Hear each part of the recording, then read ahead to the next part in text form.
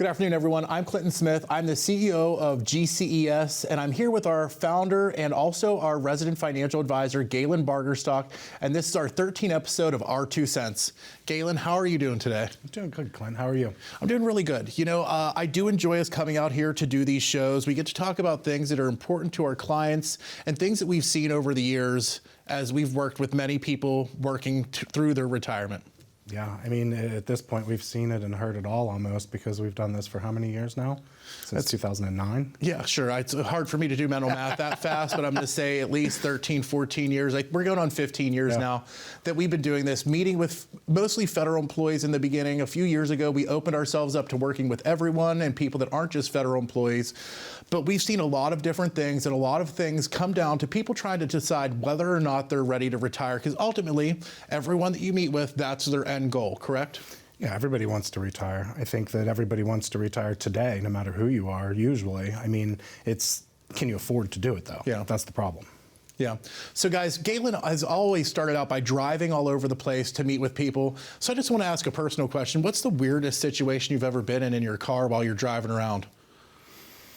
I've been in a couple incidences, where I might have had a little fender bender, but I guess just a lot of stopped traffic. I've seen fires. I've seen accidents for sure.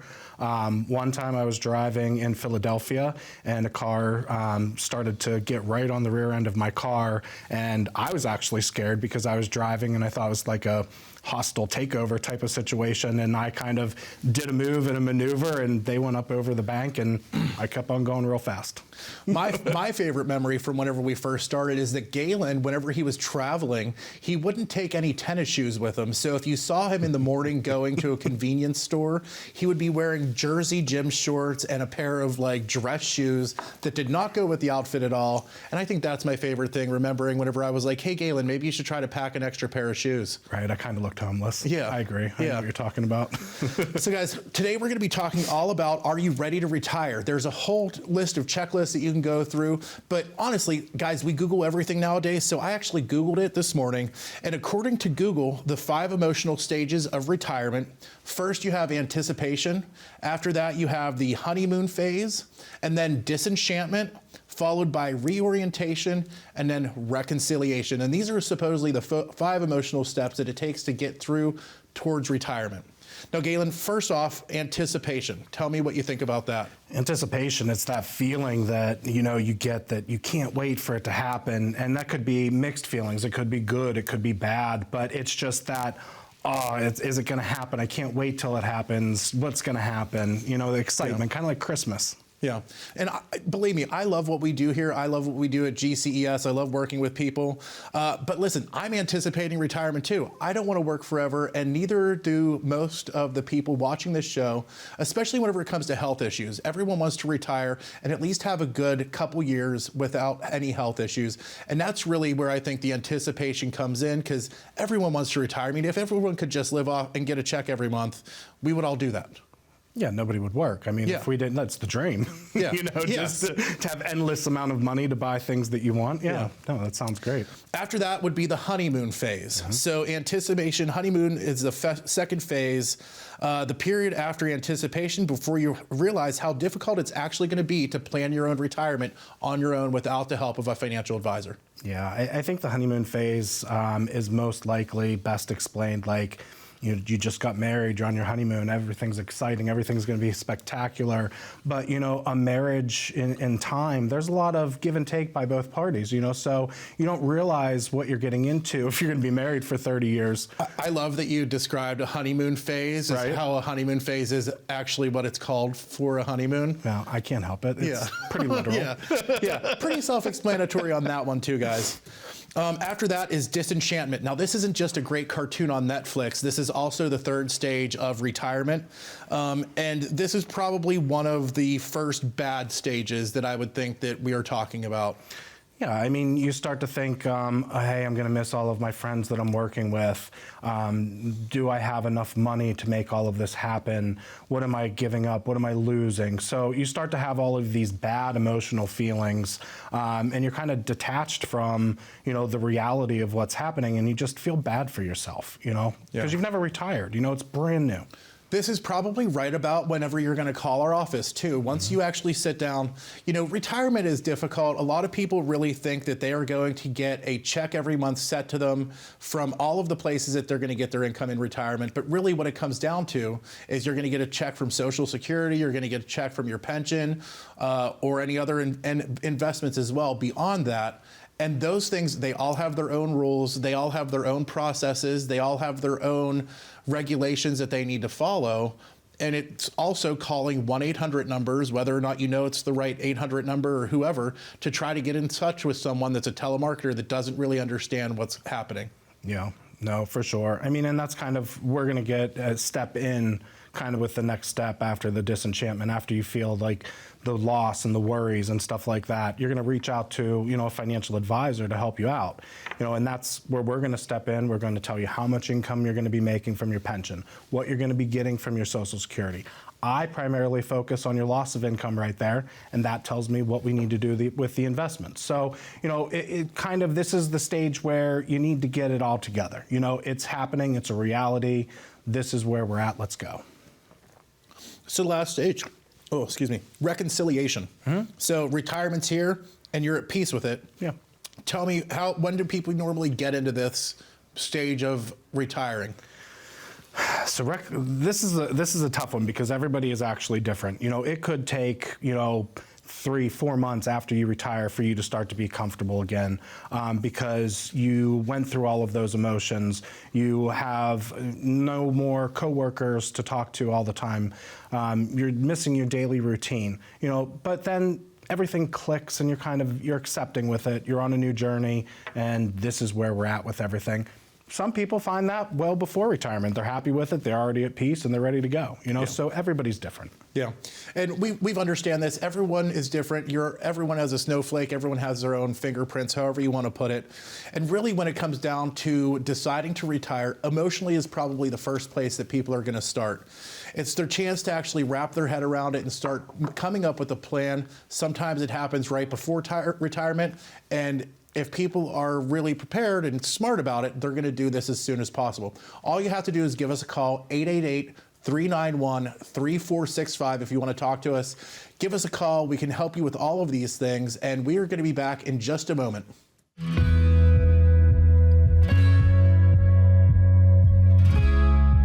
So what got me into the business was really a series of events that led up to us doing it together. Galen and I were together for 10 years probably before we started our company.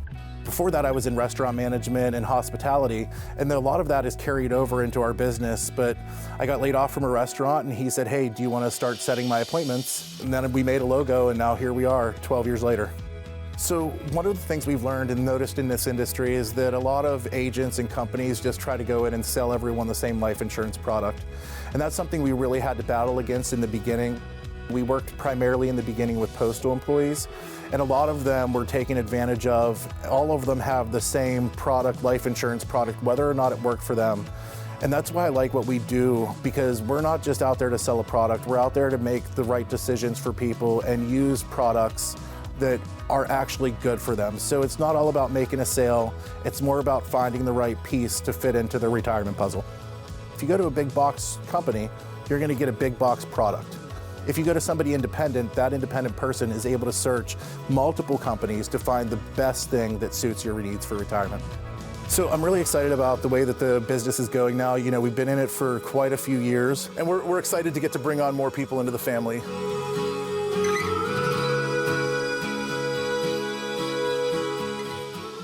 Everyone, welcome back to our 2 Cents. I'm here with Galen Bargerstock, our financial advisor and founder of GCES, and we've been talking about, are you ready to retire? So Galen, are you ready to retire? You never know. Everybody thinks that they want to retire, and they just have to sit down and decide how much money they need financially monthly to make it all work. Yeah. I meant you specifically, but that's okay. No, I'm not really ready to retire. Yeah. I think at the end of the day, I'm going to be married to this, so I don't plan on retiring. I plan on not taking on new clients at some point, but if somebody calls me, I'm going to answer questions because I like the relationship I have with the Yeah. clients and people. Yeah, so guys, we've also just finished going over all of the things regarding the emotional checklist that you need to go through when you retire. Up next, we're going to talk about the financial checklist. This is kind of not one that you can just decide in your mind you're okay with. You have to be okay with the way that your finances have lined up over the course of your life and what you're sitting on right now, what your nest egg looks like, what your income's going to look like, and also what the things that are going to affect your spouse and how they're going to retire with you. Because as a family, typically it's all a group effort to get someone into retirement. How often do you really see someone retire earlier than their spouse? Is that something that you see commonly? And I don't mean whenever like the one is 60 and the other one's 20. Yeah, no. I mean whenever they're like both in their 60s or 50s. I know what you mean. So I have, over my career, witnessed quite a few fights over the situation, and it's very normal, actually, for one spouse to retire and the other one to still work. I don't want to say there's a jealousy, because usually if you're a spouse, you're a unit. You find yourselves together. So, you have to find that middle ground, but yeah, witnessed a lot of fights over it, for sure. I could even imagine myself. I am much younger than Galen. I'm much younger than Galen. You can't laugh this time. It's 2 years. Much younger than Galen, and I'm going to be jealous when he retires, and I would want to go then too. I think that as a spouse, that would be something good for you guys to do together and get the experience of trying to figure out what to do in retirement. It is, but unfortunately, with me working with a lot of federal employees over the years, the federal government has a way of being very hard on its employees, and not both parties are usually both federal employees. So the federal employee usually wants to call it quits a little bit sooner, and the spouse understands what they go through because they've heard some of the stuff at work that they're dealing with. Yeah. So it's real easy. In the financial checklist, the number one thing you want to do is figuring out where all of your sources of income are going to be in retirement, how much you're going to make from each one, and how long it's going to take you to actually get that money as well. First up, we would have Social Security. Everyone's got it as long as you've worked at some point in your life, and everyone has the same thing. It all has the same rules. How do people go about figuring out Social Security and start figuring out their retirement checklist? Social Security is a big question that I get asked. How do I draw? When do I draw? Do I draw off my spouse? Do I draw off myself? The honest answer is I don't know until I sit down and see your situation. There's no right or wrong to any of this.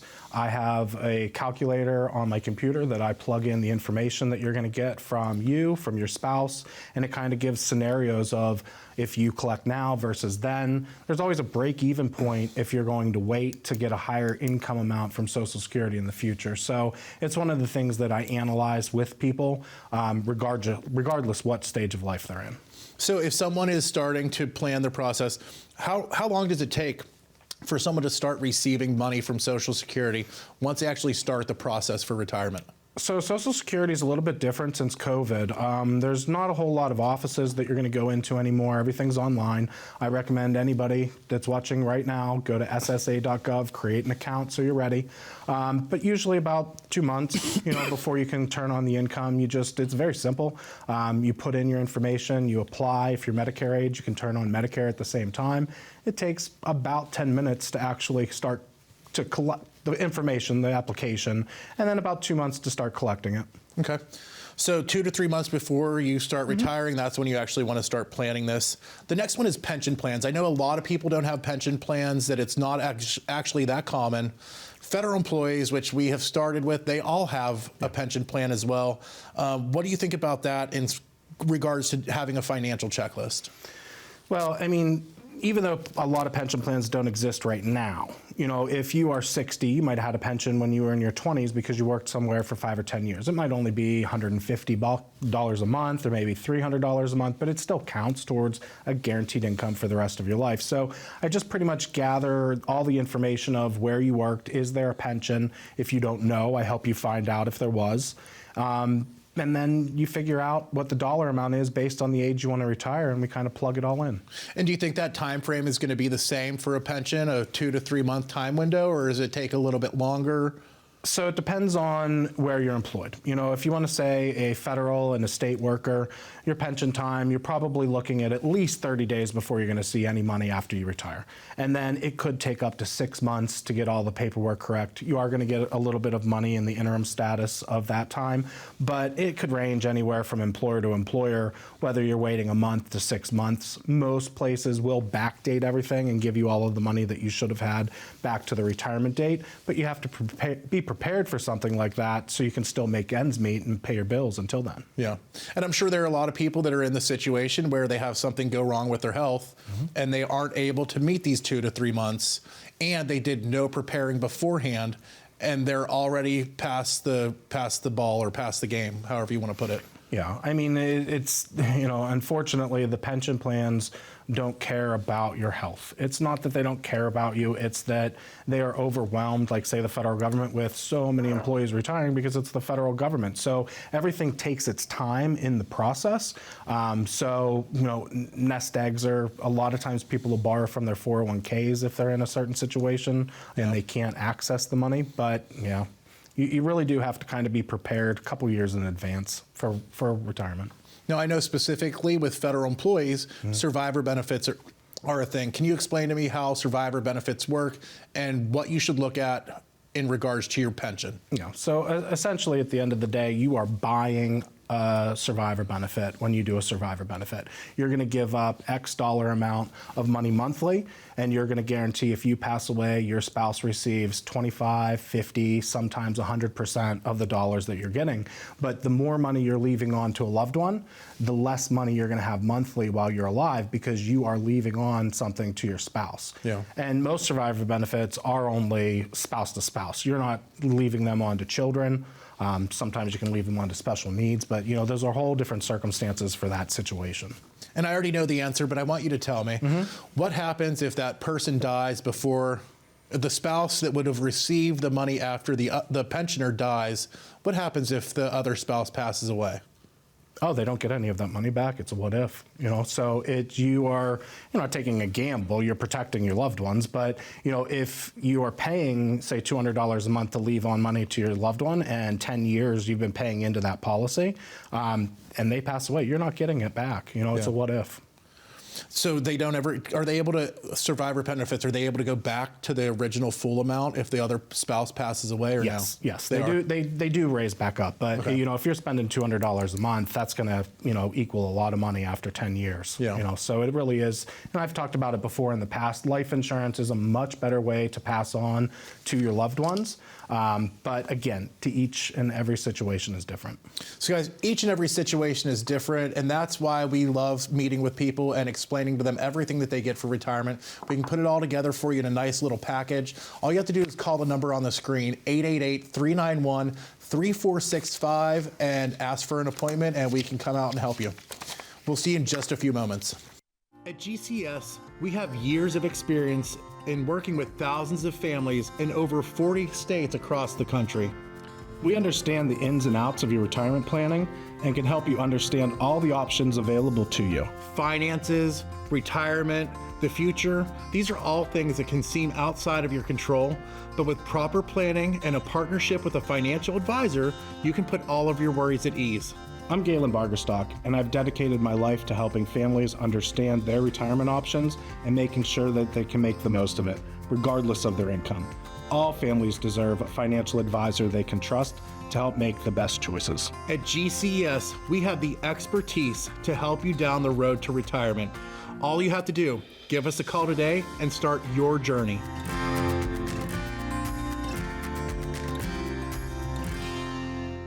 As people, we strive for better, from a better house to a better career to a better life for our kids. But when it comes to your retirement, what does better mean to you? Does that mean more income, a flexible lifestyle, or better solutions? A better retirement begins with a plan. To get your complimentary financial analysis, call the number you see here. Your retirement isn't going to plan itself, and this is your opportunity to plan better.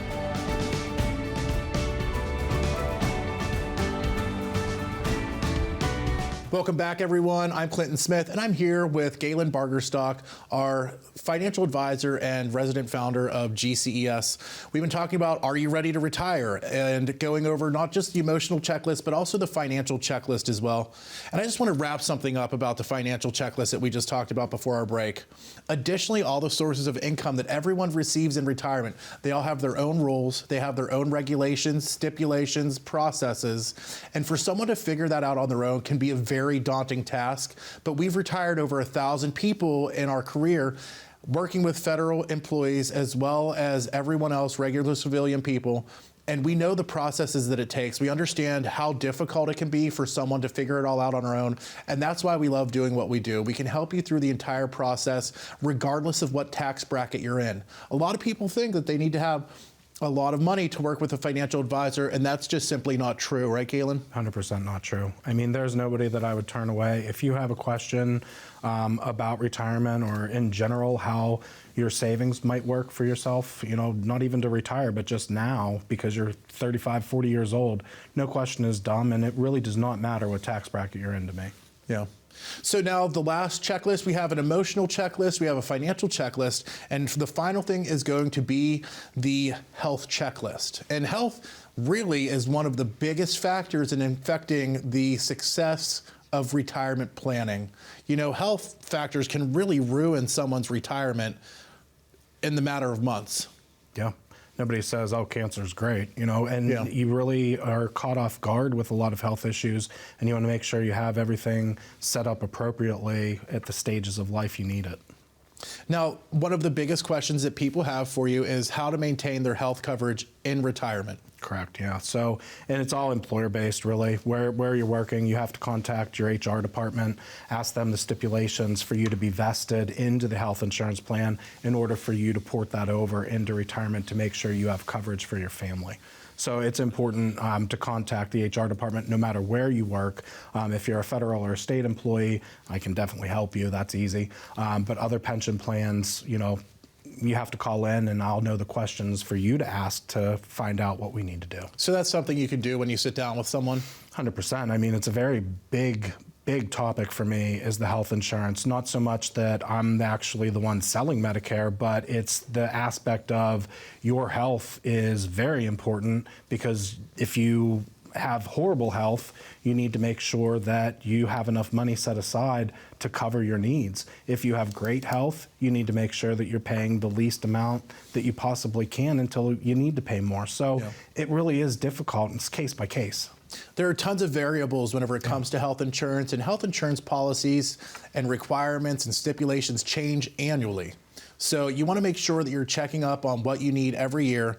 I know with federal employees, we've had it where people had to continue working because they didn't have health coverage long enough while they were working, and then were unable to carry it in retirement. And we have had clients that were forced into working longer just to maintain health coverage in retirement. And that's something that could have been solved if they had just met with us a few years before. Yeah, I mean, and that's kind of like where you have to ask your employer when you're vested in to port that over. You know, the federal government this year is unleashing a new health plan system for the post office. As of today, we don't know exactly what it's going to be. I feel it is going to be a good thing. It's just not, I don't understand it yet, and definitely the employees don't understand it. But what will not change is you have to be enrolled for 5 years in order to port that over into retirement. And we've had many people that wanted to retire, or maybe had a health scare that needed to retire, that only had that plan for 3 years because their spouse had cheaper health insurance.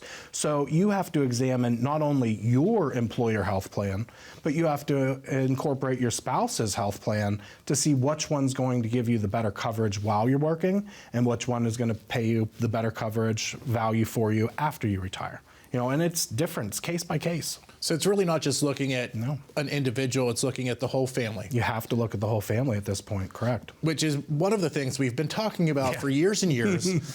We do a holistic approach to financial planning. We want to look at all of the things. The things that we talk about, we want it to center around health, wealth, and happiness, because those are the things that really matter to people, and the things that we care about for our clients, making sure that they take into retirement not just a happy, healthy, but a financially stable retirement that is something that they've worked their whole life for. Correct. Yeah. And the other thing that I would bring up that, not a lot of people think about because they are employed, but maybe they were in the military at one point. It is very important to double check and see if you do have any veterans benefits, because I've steered many people in a direction that had great health insurance and didn't qualify to get anything from the VA, but you still have to get in the VA system, because once you're not making that income that you're making while you're working, you do qualify to start going to the VA in some cases. So it's important to not just employers, but also the military, and see how those aspects all might affect your retirement as well. Yeah. So the last thing, and how about Medicare? Because this is also something that works into retirement, and this is in the health checklist. How does Medicare work into it? Yeah, obviously everyone knows you have to be 65 to get in Medicare. How does that make a play into retirement? Do they still need to carry regular health insurance, or is it all 100% over to Medicare? That's kind of where the federal government, it's not really sure what's going to happen right now by me, but we will know by the end of the year. Medicare has pretty much two basic principles. You could go into an Advantage plan where you have to stay in a network, or you can go into a supplement where you can go wherever you want as long as they accept Medicare. Medicare in general, Medicare Part B, you're going to pay, roughly, if you're making around $80,000 a year, you're going to pay about $178 a month for that, and it'll cover 80% of your medical. You have to find a supplement plan or an Advantage plan to cover the other 20%. And depending on your health conditions, or if you travel a lot, an Advantage plan might not work for you. So again, it gets into that case-by-case situation of what do you need to do when you turn Medicare age. Yeah. Health insurance is probably one of the biggest topics, I think, for retirees. The biggest difference between having good coverage and bad coverage could really mean the financial success of your retirement and your investments in the future. I'm sure that you've seen it where people just lose their retirement money because of an unforeseen health issue, and they have no choice but to do that. It's obviously very sad. We don't want that to happen for clients, but I'm sure that you've run into it. No, I mean, I'm going through one right now. So, you don't know the level of care that you might need. And, everybody, you want to rely on your family, but you don't want to rely on your family. Yeah. So I have a situation right now where I have a person that is, terminal, and family member is taking care of them, but that family member that's taking care of them is also taking away from their family to do this and not working at their job, taking time off. So it's a whole lot to do with health insurance, and family loves family, but you can't always do it, So guys, just to wrap it up and bring it to a close here, GCES, we work with families, we work with individuals, we work with businesses, and helping them understand their retirement and their finances. If you're wondering, should I retire? Am I ready to retire? Simply give us a call, 888-391-3465. You can also scan the QR code on the screen for more information. But guys, your finances are in your control as soon as you decide to take that step and actually put them in your control. Have a great week, guys. We'll see you next week.